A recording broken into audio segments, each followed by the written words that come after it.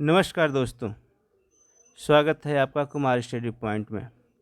दोस्तों, पिछला वीडियो हमने संसद से संबंधित पढ़ा था। आज मैं आपके लिए लोकसभा से संबंधित कुछ महत्वपूर्ण तथ्यों को लेकर आया हूं, जो आपकी परीक्षा के दृष्टि से बहुत ही महत्वपूर्ण है। तो दोस्तों, जो आप ये तस्वीर देख रहे हैं, ये जो तस्वीर है, ये हमारे पार्लियामेंट की है, हमारे संसद की है। जैसा कि आप जानते हैं कि संसद जो है 3 चीज़ से मिलकर बनी होती है। यानी संसद के 3 अंग होते हैं: राष्ट्रपति, राज्यसभा और लोकसभा। इन तीनों के कॉम्बिनेशन से हमारी संसद बनती है। जैसा कि आप जान रहे हैं कि संसद का वर्णन अनुच्छेद 79 में किया गया है, जबकि राज्यसभा अनुच्छेद 80 में और लोकसभा 81 में। तो आज हम लोकसभा से ही कुछ संबंधित उसके तथ्य हैं, जिस जानकारियां हैं, उस पर चर्चा करेंगे। तो जैसा कि आप जानते हैं कि लोकसभा को हम निम्न सदन भी कहते हैं। क्या कहते हैं? निम्न सदन कहते हैं। और इसको हम लोकप्रिय सदन भी कहते हैं। लोकप्रिय सदन इसलिए कहा जाता है क्योंकि इस सदन में जनता के प्रतिनिधि भाग लेते हैं, और इसको हम प्रत्यक्ष सदन भी कहते हैं क्योंकि इसका जो निर्वाचन होता है प्रत्यक्ष प्रत्यक्ष तरीके से होता है। मतलब इसको डायरेक्ट यहाँ पर जनता वोटिंग करती है, इसलिए इसको हम प्रत्यक्ष सदन भी कहते हैं। इसको इंग्लिश में हाउस ऑफ पीपल भी कहा जाता है। क्या कहा जाता है? House of people. तो नामों पर हम चर्चा कर लिए, जो इसके कई सारे नाम हो गए। तो यदि आपसे परीक्षा में ये पूछे कि निम्न सदन किसे कहते हैं, तो आप कहेंगे निम्न सदन। जैसा कि अब जानते हैं कि उच्च सदन राज्यसभा को कहा जाता है। तो इस तरह के नामों पे ही आपसे प्रश्न पूछे जा सकते हैं। तो नाम पे ही हम विशेष ध्यान नहीं देना है, नाम इसके बहुत सारे हैं। अब बात करते हैं इसके सदस्य की। लोकसभा के कितने सदस्य होते हैं? तो देखिए, सदस्य में लिखा हूँ यहाँ पे 550 प्लस 2। 550 मतलब जो ये 550 है, ये जनता द्वारा चुने जाएंगे। किसके द्वारा? जनता द्वारा। और 2 जो सदस्य होंगे वो मनोनीत किए जाएंगे। यानी हमारे देश में यदि कुल सीटें पूछी जाए तो आप कहेंगे 550 सीटें हमारे लोकसभा की हैं। लेकिन आप नीचे देख रहे हैं, यहाँ लिखा है 530 प्लस 20। 530 प्लस 20, जो 530 है, ये 530 राज्यों से आएंगे। कहाँ से आएंगे? राज्यों से। और 20 जो सीट होगा वह केंद्र शासित प्रदेशों से आएंगे। कहाँ से? केंद्र शासित प्रदेशों से। 530 राज्यों से और 20 केंद्र शासित प्रदेशों से। तो आपका हो जाएगा 550। फिर आप ये देख रहे हैं, नीचे लिखा गया है 530 प्लस 13। 530 प्लस 13, ये 530 तो है, तो इस समय चुने जाते हैं। कहाँ से चुने जाते हैं? राज्यों से। लेकिन जो हमारा केंद्र शासित प्रदेश का जो कोटा है, उसमें से मात्र 13 ही सदस्य हमारे लोकसभा में पहुंचते हैं, क्योंकि जो एरिया हमारा जो पाकिस्तान में चला गया है, उसी के कोटे में 7 सीट हमारी कम हो जाती हैं। इसलिए हम 543 सीट पर ही चुनाव करा पाते हैं।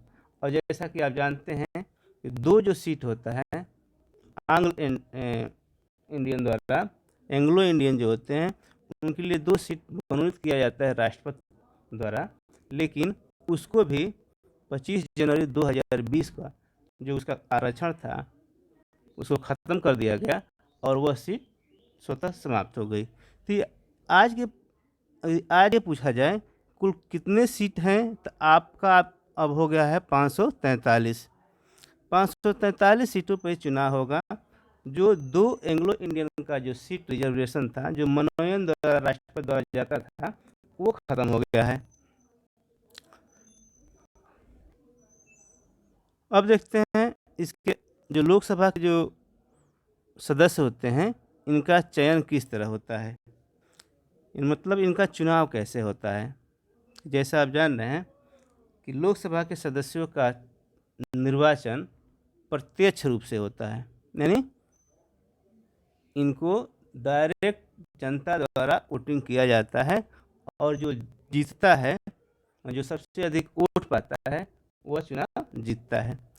और इसमें सार्वभौम मताधिकार द्वारा वोटिंग होता है और उसकी उम्र कितनी होती है, 18 वर्ष।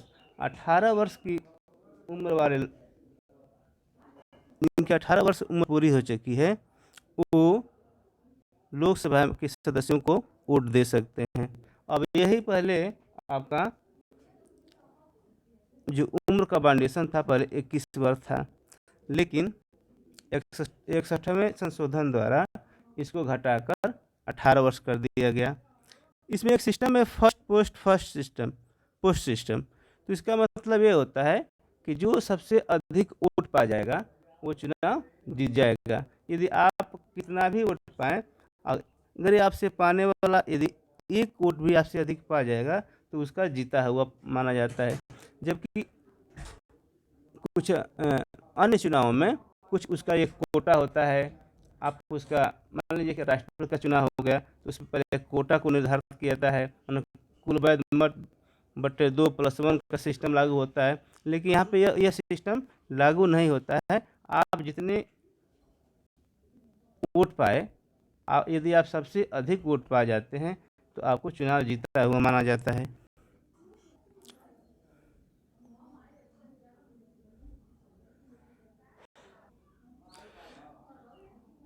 लोकसभा सदस्य बनने की योग्यता का है, उसको देखते हैं। जैसा कि आप जानते हैं वह भारत का नागरिक हो, क्या हो। यदि आप लोकसभा के मेंबर ऑफ पार्लियामेंट बनना चाहते हैं तो आपको भारत का नागरिक होना चाहिए और आपकी उम्र जो है 25 वर्ष पूरी कर चुके हों। यानी उम्र का बाउंडेशन ये है कि आपकी उम्र 25 वर्ष पूरी हो चुकी हो और लाभ के पद पर न हो। लाभ का पद जो होता है उस पर आपको नहीं रहना है। यानी यदि आप सरकारी जॉब करते हैं, किसी सरकारी नौकरी में, तो यदि आप सरकारी नौकरी में हैं तो आप चुनाव नहीं लड़ पाएंगे। तो लाभ का पद पे आपको नहीं होना चाहिए और मानसिक रूप से स्वस्थ हों। शारीरिक रूप से नहीं, मानसिक रूप से, मतलब पागल और दिवालिया न हो आप। तो ये आपकी योग्यता होनी चाहिए। अब देखते हैं कार्यकाल। जो लोकसभा के सदस्यों का कार्यकाल होता है 5 साल का होता है। कितने वर्ष का होता है, 5 साल का। 5 साल का कार्यकाल तो होता है, लेकिन यदि लोकसभा विघटित हो जाती है, लोकसभा अगर भंग हो जाती है तो आपका कार्यकाल वहीं पे समाप्त हो जाता है। तो विघटन का जो प्रक्रिया है अनुच्छेद 85 में दिया गया है। या यदि देश में आपातकाल लग जाता है तो आपके कार्यकाल को बढ़ाया भी जा सकता है। आपातकाल के लिए इसका वर्णन 83(2) में किया गया है। यदि आपातकाल हमारे देश में लग जाए तो हमारे लोकसभा का जो कार्यकाल है 1-1 वर्ष करके बढ़ाया जा सकता है। लेकिन यदि लोकसभा आपातकाल अगर समाप्त हो जाता है तो 6 माह के अंदर आपको चुनाव कराना पड़ेगा। ऐसे समझ में। तो हमारा जो कार्यकाल है तो 5 वर्ष तो है ही, लेकिन इसमें यदि कुछ समस्याएं आती हैं, मान लोकसभा का विघटन हो जाता है या आपातकाल लगता है तो उसमें आगे पीछे हो सकता है। अगला टॉपिक हमारा है 42वें संशोधन द्वारा जो लोकसभा का कार्यकाल था वो बढ़ा के 6 वर्ष कर दिया गया था। 5 वर्ष कितना कर दिया गया था, 6 वर्ष कर दिया गया था। उसमें इंदिरा गांधी की गवर्नमेंट थी और उन्होंने क्या किया था, लोकसभा का कार्यकाल 5 वर्ष से बढ़ाकर 6 वर्ष कर दिया। लेकिन जब आपका 44वां संविधान संशोधन हुआ तो उसमें 6 वर्ष से घटाकर 5 वर्ष कर दिया गया। उस समय जो आपके प्रधानमंत्री थे मोरारजी देसाई थे। तो इस तरह एक बार लोकसभा का कार्यकाल घटाया गया है और बढ़ाया गया है। अगला टॉपिक है जो लोकसभा होती है उसमें एक लोकसभा अध्यक्ष होता है और लोकसभा अध्यक्ष की जो शक्तियां हैं वो अनुच्छेद 93 से 97 तक के बीच दी गई हैं। लोकसभा अध्यक्ष का चुनाव लोकसभा के सदस्यों द्वारा ही किया जाता है। जो लोकसभा के सदस्य होते हैं उन्हीं में से किसी एक वरिष्ठ सदस्य को लोकसभा का अध्यक्ष बनाया जाता है, इसका निर्वाचन हो जाता है। लोकसभा का अध्यक्ष जो होता है वह किसी भी बिल को, वह धन विधेयक है कि नहीं है, वही उसका डिसीजन करता है। यानी लोकसभा में लोकसभा अध्यक्ष किसी बिल को धन विधेयक घोषित करता है। और जब भी हमारा वो होता है संयुक्त अधिवेशन होता है लोकसभा और राज्यसभा का, तो उसमें लोकसभा अध्यक्ष जो होता है वही बैठक का अध्यक्ष होता है। संयुक्त अधिवेशन की अध्यक्षता लोकसभा अध्यक्ष करता है और वह यदि किसी बिल पर समान अगर वोटिंग हो जाती है, बराबर मत पड़ जाते हैं, यदि 50-50 हो जाता है वोट, तो उसमें उसको निर्णायक मत देने का अधिकार होता है, वो निर्णायक मत देता है।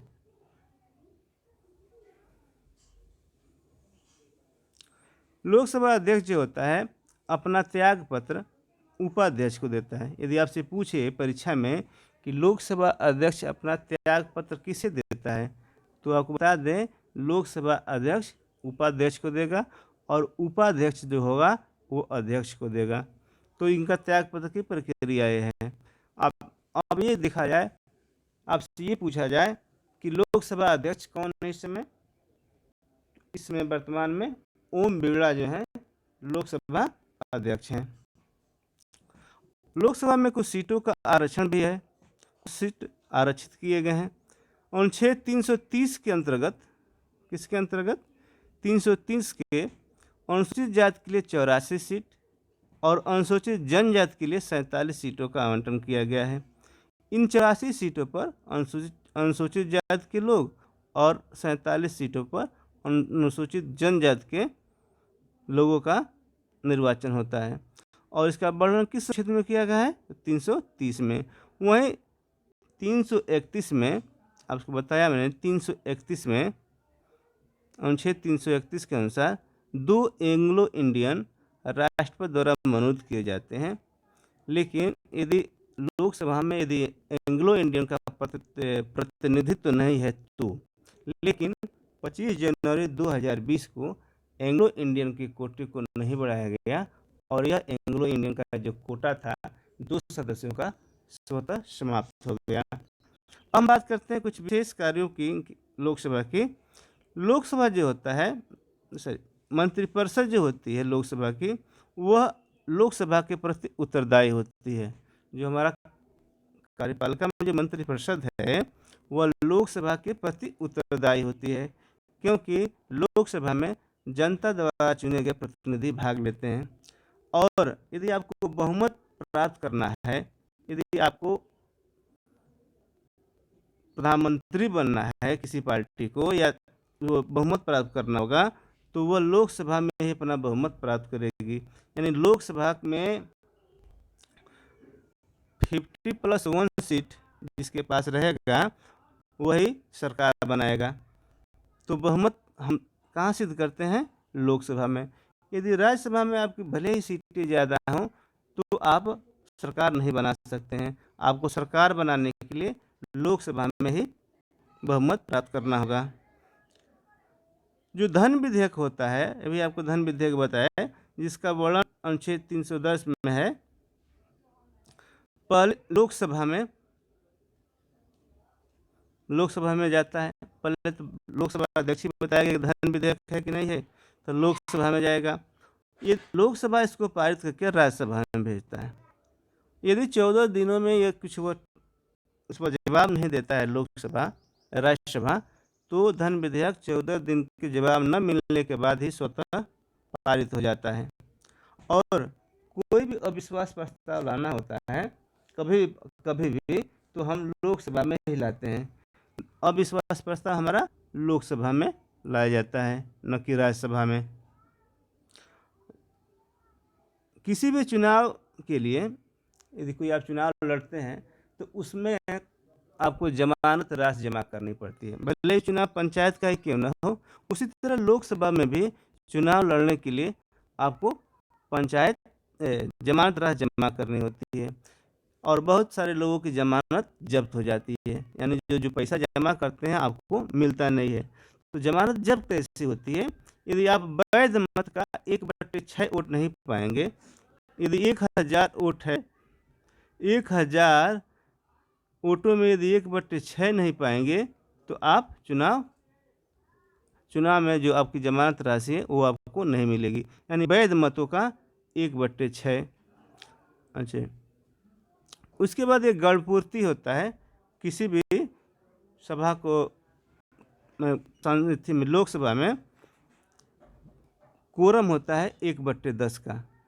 यदि 1/10 सदस्य किसी उसके सदन में भाग नहीं लेते हैं तो वो मीटिंग को माना नहीं जाएगा। तो कोरम आपका 1/10 होता है। विपक्ष के लिए 1/10 होना जरूरी है, यानी कुल सीटों का 1/10 सीट जब तक आप लाएंगे नहीं तो आपका विपक्ष नहीं माना जाएगा। जैसा कि इसमें भी हमारा कोई विपक्ष का नेता नहीं है, क्योंकि विपक्ष ही नहीं है। संसद की कार्रवाई में बिना बताए यदि आप 60 दिन अनुपस्थित रहते हैं तो आपको हटा दिया जा सकता है। संसद की कार्रवाई में कोई भी सदस्य यदि 60 दिनों तक अनुपस्थित रहे तो उसका हटाने का प्रावधान है। तो दोस्तों, आज की वीडियो में बस इतना ही। यदि आपको ये वीडियो पसंद आई हो तो आप लाइक, सब्सक्राइब और शेयर करना ना भूलें। तब तक के लिए धन्यवाद।